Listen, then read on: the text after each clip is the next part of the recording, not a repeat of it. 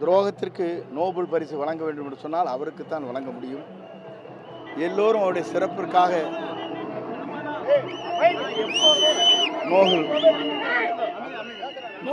Nobel பரிசு வழங்குவது வழக்கம்.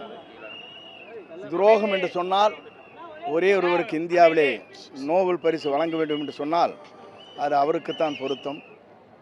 அவருடைய தகுதியை விட்டு இது போன்ற பேச்சுக்களை பேசியிருக்கிறார்கள். அது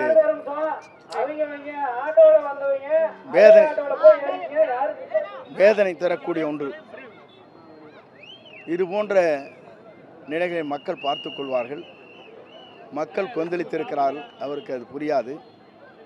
அவருடைய தகுதி என்பது என்று எவ்வளவு கோபத்தோடு அவர் என்று அங்கே உரையாற்றியிருக்கிறார் என்பது மக்கள் தெரிந்து கொண்டிருக்கிறார்கள்.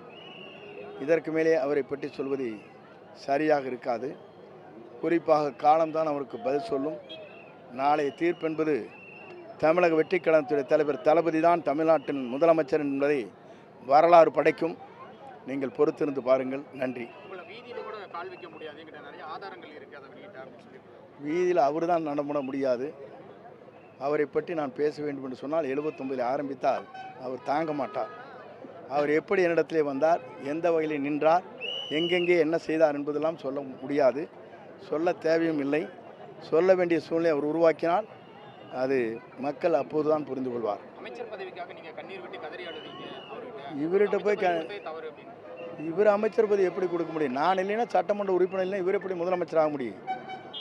நாங்கள் ஆதரிக்கவில்லை என்றால் இவர் முதலமைச்சரே ஆக முடியாது. முதலமைச்சர் பதவி விட்டு கொடுத்தவன் நான்.